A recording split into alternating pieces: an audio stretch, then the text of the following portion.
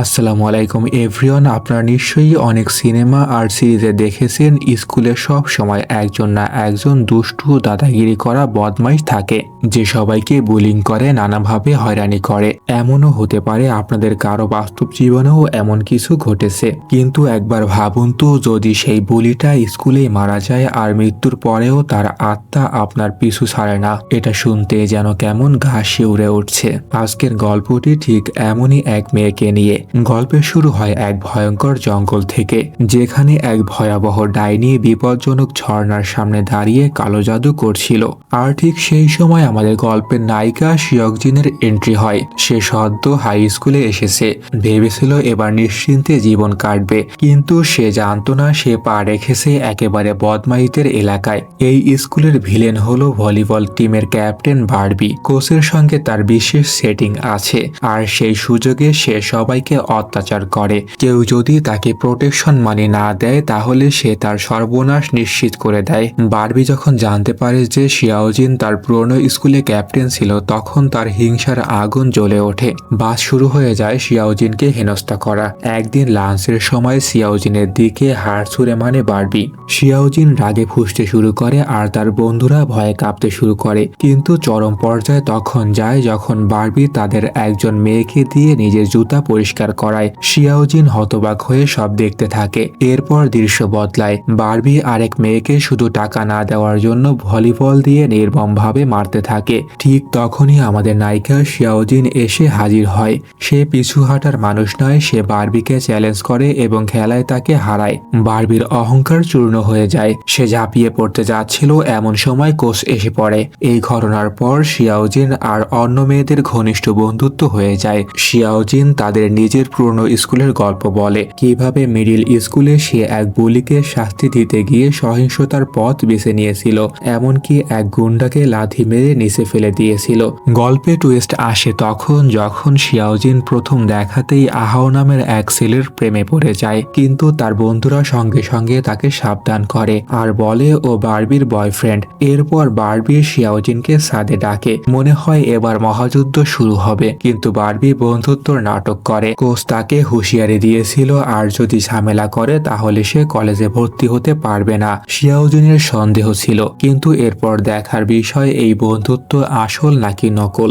আসলে বারবির মাথায় চলছিল শয়তানি প্ল্যান। পরদিন সে মিষ্টি ব্যবহার করে শিয়াওজিনকে বলে, একটা টিউশনের কাজ পেয়েছি, তুমি কি আমার সঙ্গে যাবে? শিয়াওজিনও সহজভাবে রাজি হয়ে যায়, কিন্তু বারবি তাকে টিউশনে নয় সরাসরি এক পতিতালয় নিয়ে যায় এবং তাকে সেখানে বিক্রি করার চেষ্টা করে। টাকা নিয়ে গর্বের সঙ্গে সেখান থেকে বের হয়ে যায় বারবি। তার বন্ধুত্বের নাটক ছিল শুধু শিয়াওজিনকে বিপদে ফেলার জন্য, কিন্তু শিয়াওজিনও দুর্বল ছিল না। ছোট্ট একটি ছুরি নিয়ে একাই নিজের রাস্তা তৈরি করে সেখান থেকে পালিয়ে আসে। সোজা স্কুলে গিয়ে বারবির কাছে জবাব চায়, কিন্তু বারবির বিন্দুমাত্র অনুশোচনা নেই। রাগ চেপে শিয়াওজিন তার মাকে ফোন করে বলে স্কুল বদলাতে হবে। মা বলে সমস্যা থেকে পালালে সমাধান হবে না, সমস্যার মুখোমুখি হতে হবে। ঠিক তখনই আবার আহাও এর এন্ট্রি হয়। অনলাইনে সে শিয়াওজিনের সঙ্গে ফ্লার্ট করতে শুরু করে। শিয়াওজিন জানতো সে বারবির বয়ফ্রেন্ড, তবুও বারবিকে শিক্ষা দিতে সে আহাওয়ের সঙ্গে দেখা করার সিদ্ধান্ত নেয়। জিমে দেখা করার প্ল্যান হয়, কিন্তু শিয়াওজিন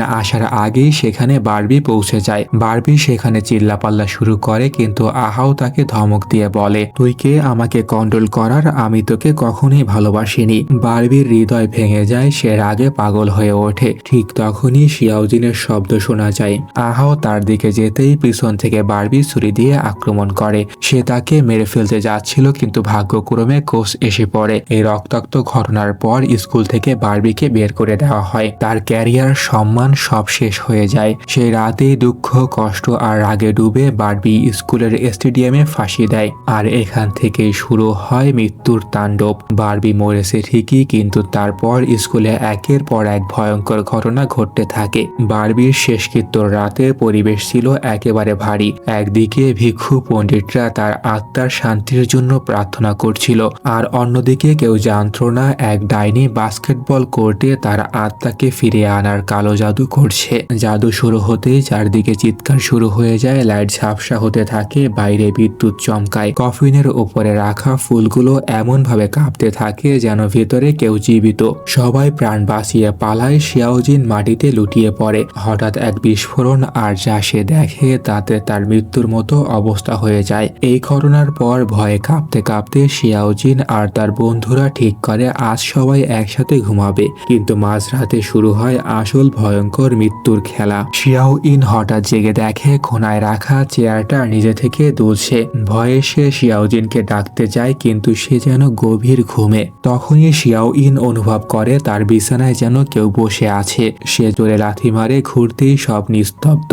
সবাই জেগে ওঠে। শিয়াও ইন ভয়ে ছাদের দিকে আঙুল তোলে, কিন্তু সেখানে কিছুই নেই। সবাই বলে নিশ্চয়ই দুঃস্বপ্ন দেখেছো, কিন্তু গল্প এখানেই শেষ নয়।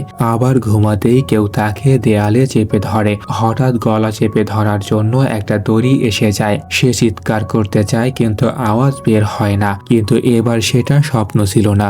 জেগে উঠে দেখে তার গলায় সত্যি সত্যি দাগ পড়ে গেছে। পরদিন সকালে কোচ মেয়েদের সেই জায়গা পরিষ্কার করতে বলে যেখানে বারবি আত্মহত্যা করেছিল। প্র্যাকটিস চলাকালীন হঠাৎ এক মেয়ে চিৎকার করে ওঠে। সে দেখে বারবির লাশ সেখানে ঝুলছে। লাশটা পড়ে যেতেই মাথাবিহীন ভূত ধীরে ধীরে তার দিকে এগিয়ে আসে। ভয়ঙ্কর ব্যাপার হলো ওই ভূতটিকে শুধু সেই মেয়েটি দেখতে পাচ্ছিল। দৃশ্য বদলে যায়। এবার দেখা যায় উইমেন্স ওয়াশরুম। সেখানে দাঁড়িয়ে আছে এক রহস্যময় আন্টি বাউজি। তার কথাগুলো কাটার মতো বুকে লাগছিল।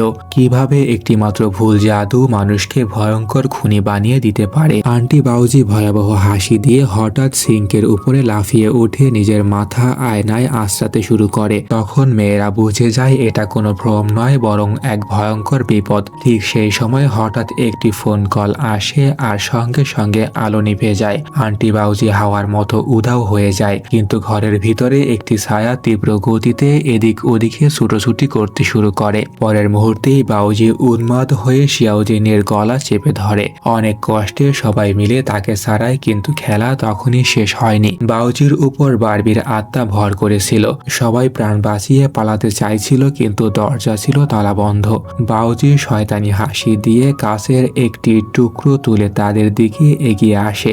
মনে হচ্ছিল এই বুঝি সব শেষ হয়ে যাবে। ঠিক তখনই আহাও সিনেমার নায়কের মতো দরজা ভেঙে ভেতরে ঢুকে পড়ে। তীব্র আলো পড়তেই বারবির আত্মা পালিয়ে যায়। আন্টি জ্ঞান ফিরে পায় এবং তাকে হাসপাতালে পাঠানো হয়। কিন্তু যেহেতু আহাওয়ের উপরে আত্মার ছায়া পড়েছিল, তাই তার বাবা এক নামকরা তান্ত্রিককে ডেকে আনে। তান্ত্রিক দেখেই বলে এটা কোনো সাধারণ ভূত নয়, কেউ কালো জাদু করে এক ভয়ঙ্কর আত্মাকে ডেকে এনেছে। গুরুজি যখন প্রতিকার বলতে যাচ্ছিল, ঠিক তখনই সেই আত্মা তার উপরে আক্রমণ করে এবং তাকে গুরুতরভাবে আহত করে। মৃত্যুর আগে গুরুজি শুধু একটা পথ দেখিয়ে যায় যে এই আত্মাকে ডেকেছে তাকে খুঁজে বের করো। সেই মানুষ আর জাদুর সামগ্রীর উপর পবিত্র জল ছিটাও, নইলে আত্মা তোমাদের সবাইকে মেরে ফেলবে। সময় আছে মাত্র 3 দিন, নইলে কেউ বাঁচতে পারবে না। সবাই চিন্তায় পড়ে যায় বারবির আত্মাকে কে ডেকেছে। বারবির বান্ধবীরা তো ওকে ভয় পেত, তারা কেন এমনটা করবে। কোচ আর বারবির মধ্যে কিছু একটা ঠিকই ছিল, কিন্তু কোচ তো এত বড় ঝুঁকি নেবে না। সন্দেহের তীর চারদিকে ঘুরছিল আর সময় দ্রুত ফুরিয়ে আসছিল। শেষমেশ সন্দেহ গিয়ে পড়ে বারবির বাবার উপরে। লোকটা শুরু থেকেই অদ্ভুত আর নিষ্ঠুর ছিল, সব সময় বারবিকে নির্যাতন করত। সবচেয়ে বড় কথা, সে কালো জাদু অনেক পছন্দ করত। সবাই নিশ্চিত হয়ে যায় নিজের কোনো লোভ পূরণ করার জন্য সে বারবির আত্মাকে ফিরিয়ে এনেছে। তাই ঠিক হয় পরদিন পরীক্ষার পর সবাই সরাসরি বারবির বাড়িতে যাবে। পরদিন শিয়াওজিন পরীক্ষার প্রস্তুতি নিতে বের হয়ে যায়। হোস্টেলের ওয়ার্ডন বারবির ঘরের বাইরে চুপি চুপি হাঁটছিল। স্কুল থেকে তাকে ঘর পরিষ্কার করতে পাঠানো হয়েছিল, কিন্তু ভূতের ভয়ে সে ভিতরে যাচ্ছিল না। শিয়াওজিন তখন ভাবে যদি ঘরে কোনো প্রমাণ পাওয়া যায়। তাই সে ম্যাডামকে বলে ভয় পাবেন না, আমি আপনাকে সাহায্য করছি। ঘর তল্লাশি করতে গিয়ে শিয়াওজিনের হাতে বারবির ট্যাবলেট আসে। আন্দাজে সে পাসওয়ার্ড টাইপ করে এবং ট্যাবলেটটি খুলে যায়। সেখানে দেখা যায় বারবি এক অচেনা লোকের সঙ্গে চ্যাট করত, যার প্রোফাইলে ছিল ভয়ঙ্কর ছবি। তাদের কথাবার্তা শুধু ভূত প্রেত আর আত্মা নিয়ে। শিয়াওজিন যখনই তাকে মেসেজ পাঠায়, অপর পাশ থেকে টাইপিং দেখা যায়, কিন্তু কোনো উত্তর আসে না। হঠাৎ ঘরে গভীর নীরবতা নীরবতা নেমে আসে। একটা অদ্ভুত শব্দ শোনা যায়। শিয়াওজিন ভাবে ওয়ার্ডন এসেছে, কিন্তু সেখানে কেউ ছিল না। আচমকা জানালা দিয়ে এক ছায়া ঢুকে পড়ে। মুহূর্তের মধ্যেই বিছানায় পায়ের ছাপ ফুটে উঠতে শুরু করে, যেন অদৃশ্য কিছু ঘরের ভিতরে হাঁটছে। শিয়াওজিন প্রাণ বাঁচিয়ে পালাতে চায়, কিন্তু চেয়ারগুলো নিজে থেকেই নড়ে তার পথ আটকে দেয়। এদিকে পরীক্ষার হলেও সবাই আতঙ্কিত। শিয়াওজিন স্কুলে পৌঁছে কোচকে হাতে নাতে ধরে জিজ্ঞাসা করে, তুমি বারবির আত্মাকে কেন ডেকেছো? প্রথমে কোচ অস্বীকার করে, কিন্তু তখন তার উপর ভূত ভর করে। সে নিজের আর বারবির সব গোপন কথা ফাঁস করে দেয় এবং পাগলের মতো আচরণ করতে শুরু করে। এখন সন্দেহ একটাই, বারবির বাপার দিকে। চারজন বন্ধু তার বাড়িতে পৌঁছায়, জানালা ভেঙে ভেতরে ঢোকে। ভেতরে দেখা দেয় তন্ত্র মন্ত্রের পূজার বেদি সাজানো। শিয়াওজিন যখনই তাবিজগুলো সরায়, তখনই সে সেই ভয়ঙ্কর মুখটা দেখতে পায় যেটা ট্যাবলেটে ছিল। ঠিক তখনই বারবির বাবা ছুরি হাতে এসে তাদের উপরে ঝাঁপিয়ে পড়ে। ধস্তাধস্তির মাঝে আহাও তার উপরে পবিত্র জল ঢেলে দেয়। হেরে যাবে বুঝে বাবা পালাতে গিয়ে পিছলে পড়ে যায়, আর লোহার রড তার গলা ভেদ করে বের হয়ে যায়। ঘটনাস্থলেই সে মারা যায়। সবাই ভাবে যে আত্মা ডেকেছিল সে মারা গিয়েছে, এবার অভিশাপ শেষ। শান্তি পেতে শিয়াওজিন মন্দিরে গিয়ে প্রার্থনা করে, কিন্তু ফেরার পথে এক দোকানির সঙ্গে কথা বলে তার পায়ের নিচের মাটি সরে যায়। জানা যায় বারবির বাবা আত্মাকে ডাকেনি, বরং তাড়ানোর চেষ্টা করছিল, অর্থাৎ আসল শয়তান অন্য কেউ। ঘড়িতে তখন 11:58 বাজে। ভয়ঙ্কর খেলা এখনো বাকি। হাসপাতালে ওই লোকটার কাজ শেষ করে বারবি আহাওয়ের পিছনে পড়ে। হঠাৎ আহাও এর গাড়ির আলো নিভে যায় আর ভয়ঙ্কর অ্যাক্সিডেন্ট হয়। শিয়াওজিন তাকে প্রাণপণে বাঁচানোর চেষ্টা করে, কিন্তু ভূতনি তাকে বাধা দেয়। গাড়ি নিজে থেকেই পিছনে যায় আর এক প্রচন্ড ধাক্কায় আহাওয়ের মৃত্যু হয়। বারবি বিজয়ের হাসি দিয়ে শিয়াওজিনের দিকে তাকায়, যেন বলছে এবার তোমার পালা। শিয়াওজিন বুঝে যায় এবার কেউ বাঁচবে না। নিজের প্রাণ বাঁচাতে সে গুরুজির পবিত্র ছুরিটি চুরি করে নেয়। সে তার বান্ধবী আয়াকে বাঁচাতে ফোন করে, কিন্তু ততক্ষণে অনেক দেরি হয়ে গেছে। আয়া জানালার বাইরে শিয়াওজিনের ডাক শুনতে পায়, কিন্তু জানালা খুলতেই সামনে বারবির আত্মা তার দিকে তাকিয়ে স্থির দৃষ্টিতে দাঁড়িয়েছিল। কাঁপতে কাঁপতে আয়া ট্যাবলেট তুলে রেকর্ড করতে চেষ্টা করে, কিন্তু তখন সময় শেষ, অর্থাৎ তার হার মানতে হবে। অন্ধকার ঘরে শুধু চিৎকারের প্রতিধ্বনি। দরজাগুলো নিজে থেকেই আশ্রে পড়তে শুরু করে। হোস্টেলে আয়া যন্ত্রণায় ছটফট করছিল, কিন্তু তার মুখ থেকে কোনো আওয়াজ বের হচ্ছিল না। বারবি ছায়ার মতো তার ঠিক পেছনে দাঁড়িয়েছিল। আয়া হামাগুড়ি দিয়ে দরজার কাছে পৌঁছায়, কিন্তু ভয়াবহ কিছু ঘটে। বারবি আয়ার গলা দিয়ে চিৎকার করতে শুরু করে, যেন সবাই ভাবে আয়া ঠিক আছে। আয়ার মা সেই শব্দ শুনে দৌড়ে আসে। দরজা ভেতর থেকে বন্ধ ছিল, আর তারপর এক বিভীষিকাময় চিৎকার। সঙ্গে সঙ্গে আয়ার খেলা নির্মমভাবে শেষ হয়ে যায়। এদিকে শিয়াওজিন পাগলের মতো সূত্র খুঁজতে থাকে। বারবির বাড়িতে তল্লাশি চালাতে গিয়ে হঠাৎ শিয়াওজিনের হাতে একটি স্লিপ আসে। সেটা দেখেই তার মাথা ঘুরে যায়, কারণ সেই বাড়ির আসল মালিক আর কেউ নয়, তার নিজের বান্ধবী হান। মুহূর্তেই শিয়াওজিন সবকিছু বুঝে যায়। হানই আসল মাস্টারমাইন্ড, যে সবাইকে বোকা বানিয়ে বিশ্বাস করিয়েছিল যে বারবির অভিশাপ শেষ হয়ে গেছে। কিন্তু প্রশ্ন একটাই, হান এটা কেন করছিল? অন্যদিকে হান শিয়াও ইনকে ফুল বুঝিয়ে সেই পুরনো স্টেডিয়ামে নিয়ে যায়। সে শিয়াও ইনকে বোঝায় একমাত্র সেই এই অভিশাপ ভাঙতে পারবে এবং সবকিছু আগের মতো স্বাভাবিক করে দিতে পারবে। হান বলে যদি মোমবাতি জ্বালিয়ে নিজের রক্ত ফোটায় ফোটায় ফেলে আর মন থেকে ক্ষমা চায়, তাহলে বারবি শান্ত হয়ে যাবে। শিয়াও ইন ভয়ে কাঁপছিল। সাহায্যের জন্য সে শিয়াওজিনকে ফোন করতে চেয়েছিল, কিন্তু দুর্ভাগ্য শিয়াওজিনের ফোন বন্ধ হয়ে যায়। এখন হানের কথা মানা ছাড়া শিয়াও ইনের আর কোনো উপায় ছিল না। কাঁদতে কাঁদতে সে মোমবাতিতে নিজের রক্ত ফেলতে শুরু করে, আর বারবির আত্মাকে ডাকার সেই ভয়ঙ্কর আচার আবার শুরু করে দেয়। এখান থেকেই উন্মোচন হয় গল্পের এক ভয়ঙ্কর রহস্য। এই গল্পের সব থেকে বিপজ্জনক আর মাথা ঘুরিয়ে দেওয়ার মতো ক্লাইম্যাক্স। ফ্ল্যাশব্যাকে জানা যায় আসল ঘটনা শুরু হয়েছিল তখন থেকেই, যখন বারবি শিয়াওজিন আর তার বন্ধু আহাওয়ের সম্পর্ক নিয়ে সন্দেহ করতে শুরু করে।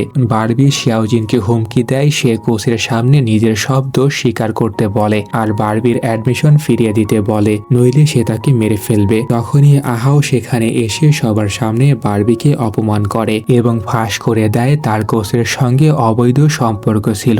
রাগে ফেটে পড়ে বারবি সবাইকে মেরে ফেলতে চায়, কিন্তু তারা সবাই মিলে তাকে ধরে ফেলে। যখন বারবির মনে হয় সে হেরে যাচ্ছে, তখন সে কাঁদতে শুরু করে, দয়া করে আমার জীবন ভিক্ষা দাও। সবাই একটু নরম হতেই হঠাৎ আবার হাতাহাতি শুরু হয়। সেই ধস্তাধস্তির মাঝেই বারবির গলায় আঘাত লাগে আর মুহূর্তের মধ্যেই তার সেখানে মৃত্যু হয়। এখন ধরা পড়ার ভয়ে সবাই মিলে এক ভয়ঙ্কর পরিকল্পনা করে।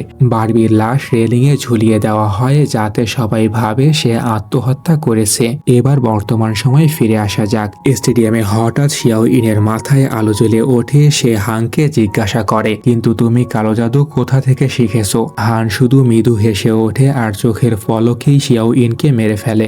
যখন শিয়াওজিন সেখানে পৌঁছায় সে দেখে শিয়াও ইনের লাশ ঝুলছে। তখন মুভির সব থেকে নোংরা আর ভয়াবহ সত্য সামনে আসে। আসলে হান ছিল এক নম্বর সাইকোপ্যাথ। তার মার খাওয়া আর নির্যাতিত হওয়া তার পছন্দ ছিল, এতেই সে আনন্দ পেত।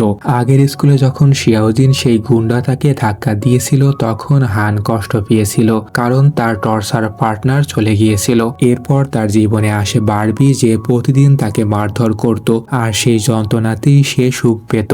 কিন্তু শিয়াওজিন যখন বারবিকে মেরে ফেলে তখন হাংয়ের সেই বিকৃত সুখও কেড়ে নেয়। প্রতিশোধ নিতে হান শিয়াওজিনের পেটে ছুরি বসিয়ে দেয়, কিন্তু শিয়াওজিনও কম যায় না। লড়তে লড়তে সে হানের গলা কেটে দেয়। শুধু তাই নয়, সে ভূতনিকেও উচিত শিক্ষা দেয়। ঠিক তখনই সেখান থেকে এক অদ্ভুত পোকা বেরিয়ে আসে এবং শিয়াওজিনের শরীরের ভিতরে ঢুকে যায়। মুহূর্তের মধ্যেই বারবির আত্মা আবার দৃশ্যমান হয়ে ওঠে। গল্পের শেষ দৃশ্যে দেখা যায় শিয়াওজিন স্কুলে ফিরে এসেছে। মাকে ফোন করে বলে মা সবকিছু ঠিক হয়ে গেছে। ঠিক তখনই সামনে আহত রক্তাক্ত হান এসে দাঁড়ায়। দুইজনে একে অপরের দিকে তাকিয়ে মুচকি হাসে। ক্যামেরা যখন শিয়াওজিনের মুখের দিকে জুম হয় দেখা যায় তার মুখ ধীরে ধীরে বারবির মতো হয়ে যাচ্ছে। অর্থাৎ বারবি মরেনি, সে এখন শিয়াওজিনের শরীরে রাজ করছে। ভিডিওটি ভালো লাগলে লাইক কমেন্ট শেয়ার করতে ভুলবেন না এবং অবশ্যই চ্যানেলটি সাবস্ক্রাইব করবেন। দেখা হবে পরবর্তী কোনো ভিডিওতে। আল্লাহ হাফেজ।